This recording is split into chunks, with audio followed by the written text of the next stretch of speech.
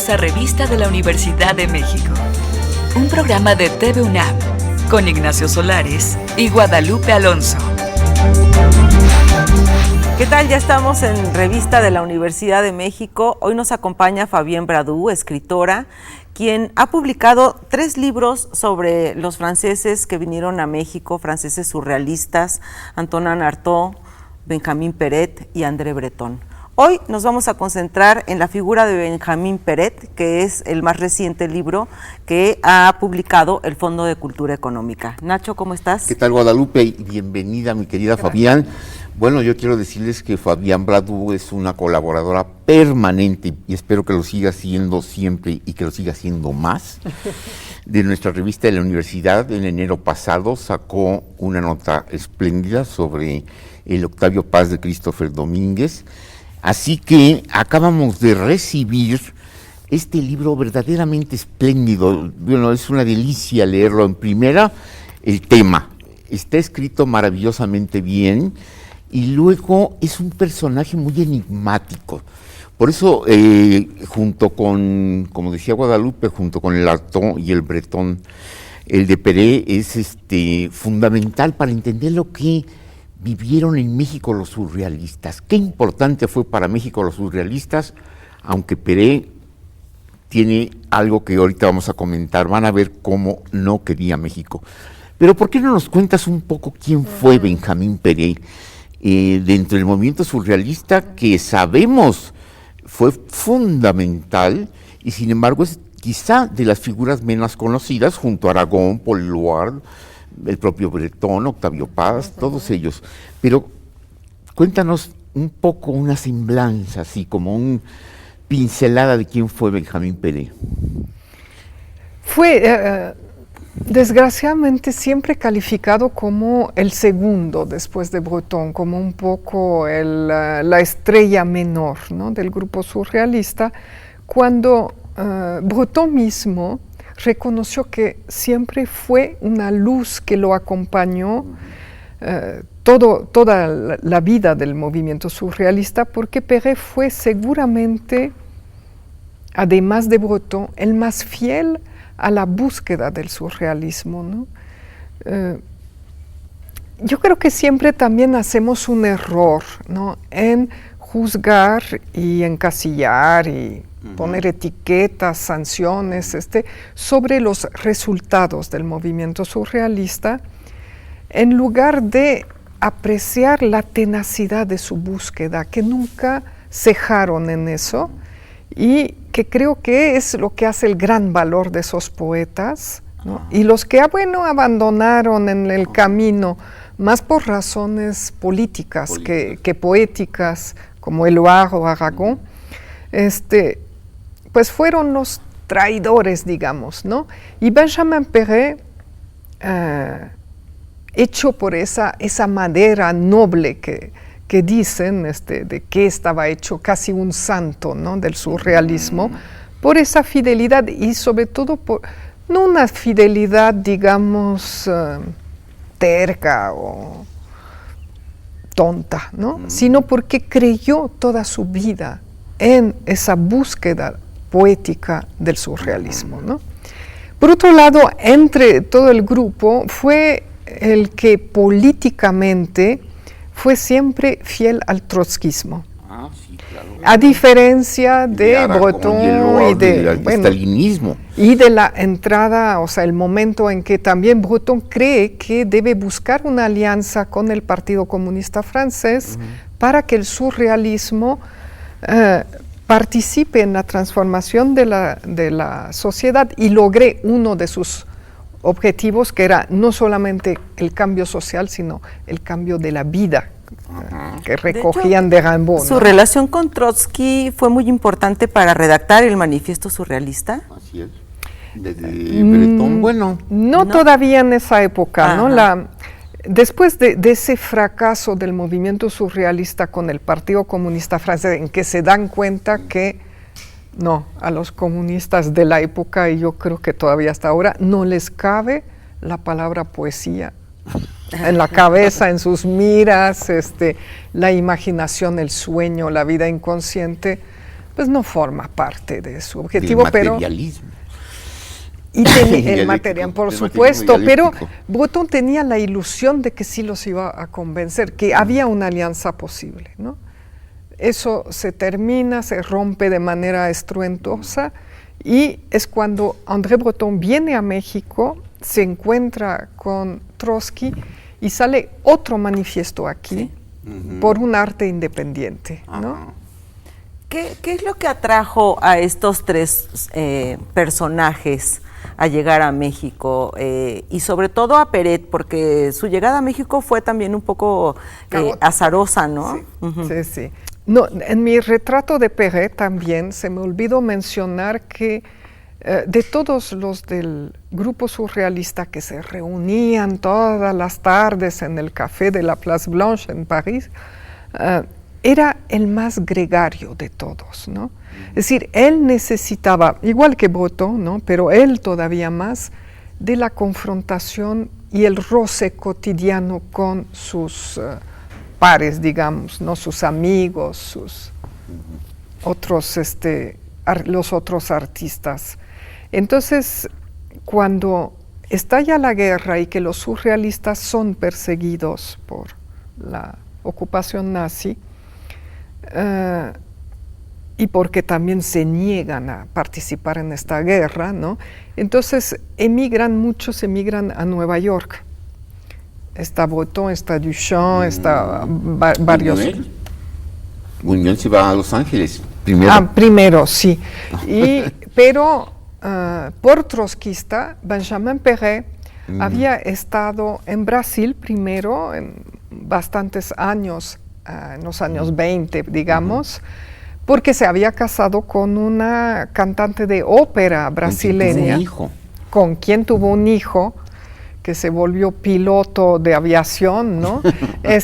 Nada que ver con la poesía, pero en su estancia en Brasil había traducido a Trotsky, creo que las memorias de Trotsky, y entonces fue echado de Brasil, y cuando se trató de emigrar por la Segunda Guerra Mundial, no le permitieron la entrada a Estados Unidos, aunque su más grande deseo era seguir con Breton allí y los demás. Entonces se vino solo acá porque era el único país que lo acogía, México, ¿no? Y se fue gracias, cosa que poca gente sabe, gracias a la empresaria Elena Rubinstein, cuyos productos utilizamos algunas, ¿no?, ahora, y con mayor razón, porque ella apoyó a muchos intelectuales durante la guerra, los salvó, y se decía, había un precio por la cabeza de cada artista amenazado o cada surrealista, ¿no?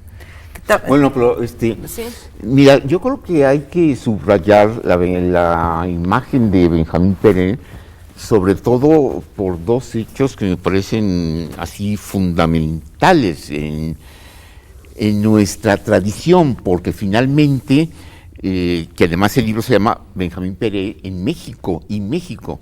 Entonces, como verán, ahora podemos entrar al tema de... ¿Ya llegó? Ya llegamos, ya vimos quién fue Benjamín Peret, ahora vamos a llegar a México. Y fíjense dos datos que me parecen fundamentales. Bueno, tres.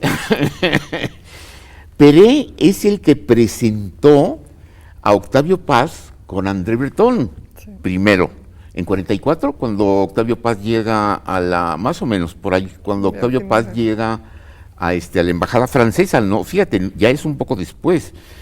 Luego, es el primero que traduce Piedra de Sol al francés. Y luego, algo que me parece muy significativo y que yo tuve la suerte, pues, de conocer gracias a García Riera, sobre todo gracias a García Riera, Pepe La Colina, a un par de veces a Buñuel. Y claro, lo que sucedía es que siempre hablábamos del surrealismo, porque Buñuel, a pesar de todo, siempre fue surrealista. Es como Octavio Paz. Estaba mucho tiempo en la India, pero siempre fue surrealista. Yo siempre he dicho que el corazón de Paz se quedó con el surrealismo, aunque haya andado por todo el mundo. Bueno, Pero Buñuel dijo en una ocasión, y lo recoge aquí Fabián, que además el término me impresiona mucho, que el poeta más entrañable del surrealismo, decía Luis Buñuel, era Benjamín Pérez. Sí, por auténtico. Y ¿no? porque además su poesía es que de veras es entrañable, es algo que te conmueve no solamente por el maravilloso ritmo. Por ejemplo, a mí hay un cuento que me fascina, que es el deshielo de un fantasma, y que viene de que aparece una mano en un basurero. Y eso fue real, ¿eh? Ay, O sea, ¿Fue real lo de la mano sí, envuelta en sí, papel sí. periódico? Sí, porque, bueno, retomemos un poquito los pasos de Benjamin Pérez. Llega a México con Remedios Varo, la pintora, Sí. que era su esposa en ese entonces, después de haber participado en la Guerra Civil Española, y van a vivir a la calle Gabino Barrera, un poco en el norte, ¿no? En una casa bastante... Que tenía agujeros. En el piso, o sea, bueno, no tenían dinero, por Pues supuesto. era el problema que tenía Peret, tuvo aquí en México todo el tiempo, ¿verdad? Todo el tiempo Sí. y toda la vida. Sí. Pérez nunca tuvo dinero de nada, ¿no? Porque no negociaba con la poesía, era intransigente, y eso, más otras, digamos, consignas del surrealismo, que era el trabajo es ofensivo a la poesía, ¿no? Entonces, bueno, pero había que comer de vez en cuando, ¿no? Entonces, se instalan allí, en esa calle Gabino Barrera, y atrás había un hospital. Entonces, una mañana una especie de baldío que había atrás, en ese baldío, una mañana Pérez ve una bolsa de papel estraza con una mano cortada que se salía, ¿no?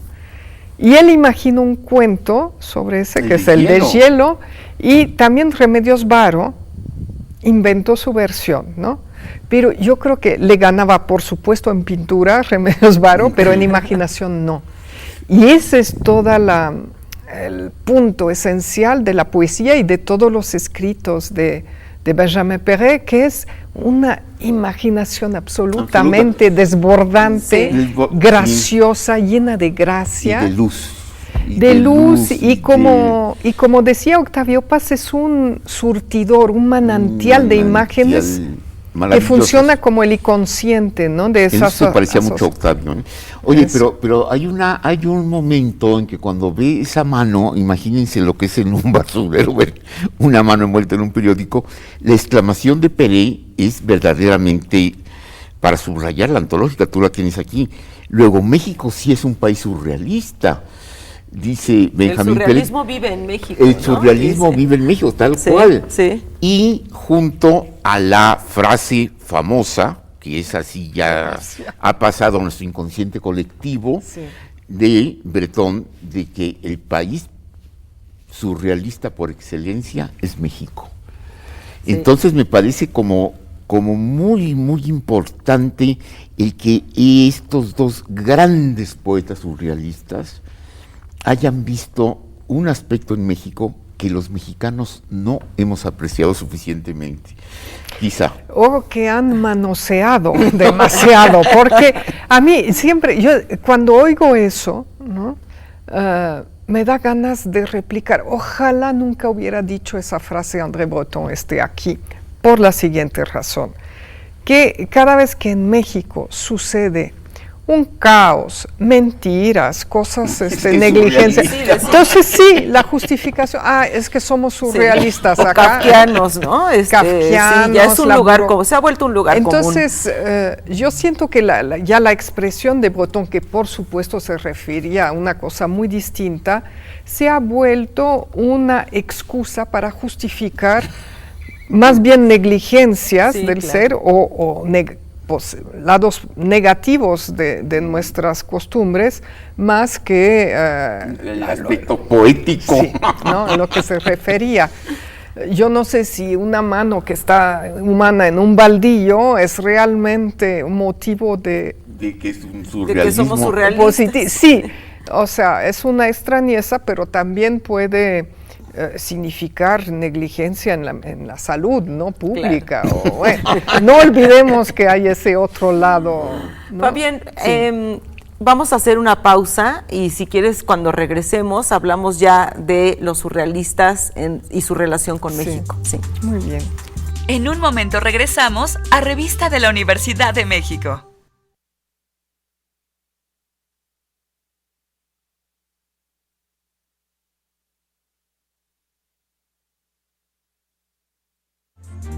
Estamos de regreso con más de Revista de la Universidad de México.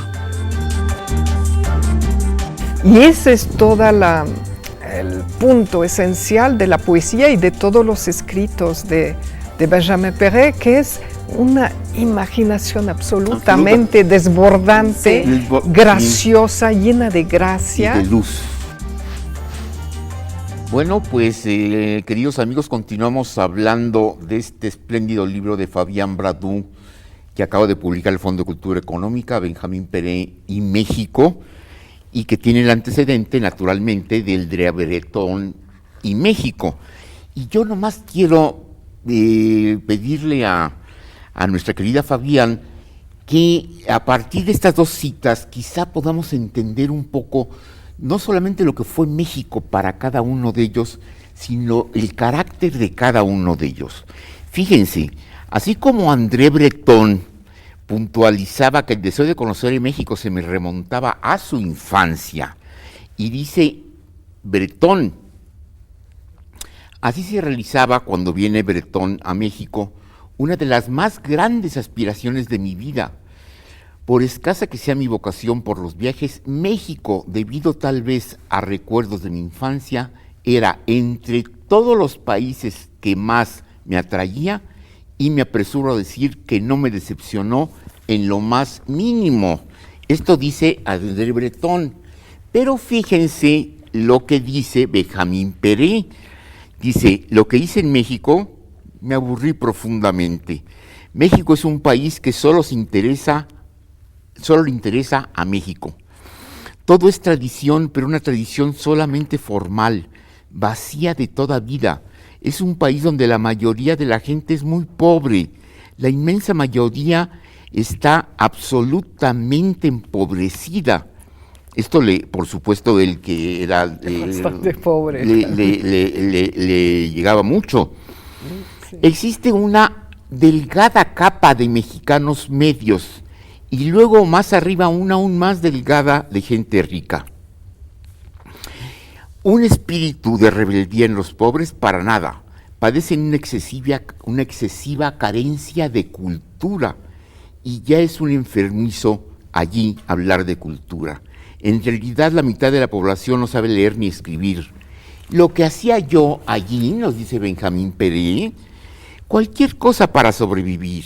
Equiparando las monedas, la vida es más cara que aquí, y a 2.500 metros de altura uno se cansa rápidamente y lo que quiere es salir de ese sitio. Haz de cuenta que está hablando del infierno. No, estaba pensando, escuchando que hay cosas que por supuesto han cambiado y otras no tanto. No, la pobreza nada. No, sí. La bueno, pero eso ha aumentado. Sí, tal vez. Bueno. Pero hay que situar ese diagnóstico en las circunstancias que son muy distintas para los tres en cuanto a su estancia en hablamos México. De Artaud, Breton y Péret, ¿no? Artaud viene principalmente con la ilusión de una cura psíquica y física de su enfermedad, y con ese deseo de llegar hasta el origen de la cultura aborígena mexicana, ¿no? Ese es un deseo, una esperanza, una búsqueda que él comparte con Benjamin Péret. Benjamin Pérez, si está tan a veces desilusionado de México, es porque considera que los intelectuales, los artistas de la época, y está pensando principalmente en Diego Rivera y en Siqueiros. Siqueiros por Trotsky, ahí es irreconciliable. Bueno, tiene un texto tremendo. Pero pensando en los otros poetas, como los que todavía quedan de los contemporáneos, a su gusto están demasiado imbuidos de cultura europea, ¿no? O española y francesa, de la que él viene huyendo, ¿no? Porque aborrece lo que es esa cultura francesa, ¿no? Del momento. Y entonces hay un desencuentro con los artistas porque lo que les dice es ¿dónde está el México verdadero, ¿no? Usted ya es una especie de... El sincretismo nunca lo entendió. No. Entonces, esa es su gran desilusión, y también porque se confronta con ellos es porque casi todos son comunistas estalinistas. ¿No? Y antitrotskistas. Y pues Trotsky es como el diablo para ellos, ¿no? En esa época de los comunistas. Entonces, no hace muchos intentos para acercarse a ellos, y los mexicanos tampoco lo buscan mucho, digamos, ¿no? Porque es un apestado de Trotsky, ¿no? Günter Guerzo describe fabulosamente las reuniones de los grupos trotskistas en esa época. Dice, hay uno en cada esquina de la habitación porque todos están en disputa con los demás, ¿no? Y son 4 o 5, ¿no? Y que, por cierto, Benjamin Pérez en 1942 es el que le hace descubrir a Octavio Paz ciertas lecturas. Él llega en el barco a México con Víctor Serge, por ejemplo. El padre de Vladik. El padre de Vladik, perseguido por los estalinistas. Entonces, él trae también otra visión para los intelectuales mexicanos. Octavio Paz lo escucha, los otros no. Pérez considerado como pues el sirviente del diablo, ¿no? De este diablo rojo que era Trotsky, ¿no? Y Breton llega a México después de ese fracaso de la alianza con el Partido Comunista Francés, en un momento de declive, de presión del movimiento surrealista, y por eso él piensa que aquí va a revitalizar el movimiento, a recobrar las energías perdidas. Por eso lo maravilla todo lo que ve en México, ¿no? Porque son como argumentos que le llegan para decir, el surrealismo existe, vive, es válido y vamos a seguir en este camino, ¿no? Ese es Breton. Y viene, pese a todo el boicot que le hacen a él también, por órdenes del Partido Comunista francés al mexicano, le prohíben hablar aquí. Entonces, las conferencias que estaban planeadas, pues no se dan porque de pronto se pierde la llave en Bellas Artes de la sala, o sea, da una en la universidad, aquí, en la UNAM, en San Ildefonso. La UNAM desde entonces defendía, ¿no? a los poetas, y pese a toda esa hostilidad que no suele ocurrir en México, México es muy abierto con los extranjeros. Muy hospitalario, sí. Muy hospitalario, hasta demasiado a veces, ¿no? Entonces, pese a eso, sale encantado Breton.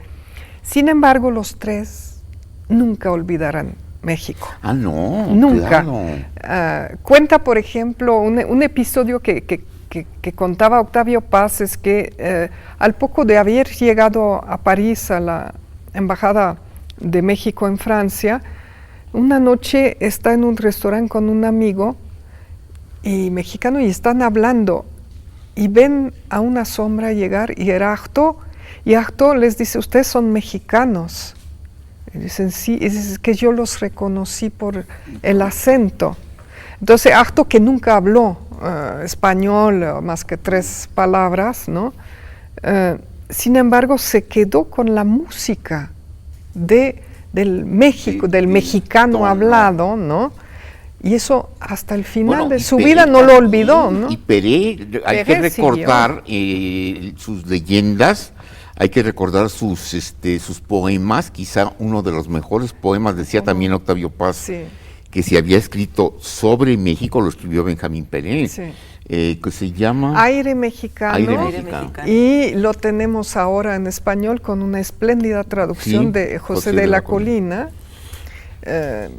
También ha traducido el libro de Chilambalam, Ajá. mucho antes de que Leclésio lo hiciera y Y no no le lo diera, menciona, y no le diera no lo crédito a menciona, no le Benjamin diera Peré, ¿no? Sí. crédito, eso Oye, sí. y su antología de los mitos, leyendas Leyenda. y cuentos populares también es Sí. importantísima, Sí. ¿no? Y Y es además, muy bueno, olvidada. porque él, ¿cómo lo marca a él esa obra, ese trabajo que hizo?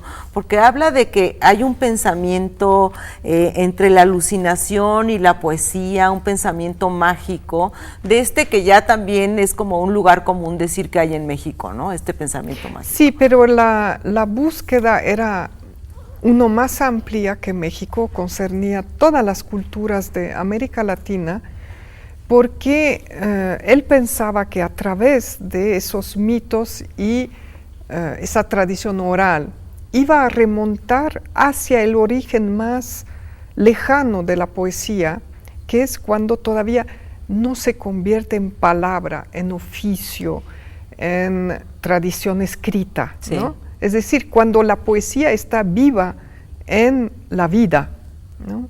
Y él tenía esa ilusión de que en América Latina iba a encontrarla intacta todavía, ¿no? Es muy bonita la recopilación. Yo lata a todo el mundo en América Latina, mándame los mitos, leyendas, así. Y es un libro muy bonito que intentó pasar al cine también, ¿no? Con cineastas antropólogos, perdón. Pero no, es el más reservado. Y hasta el final de su vida también se siguió peleando con Siqueiros por el atentado. Bueno, hay atroz. una frase que a mí me sorprendió en el libro, que es así ya como para el chisme, ¿no? Aquí un guiño. Dice, Siqueiros pinta con pistola. Cada quien escoge el instrumento que le conviene.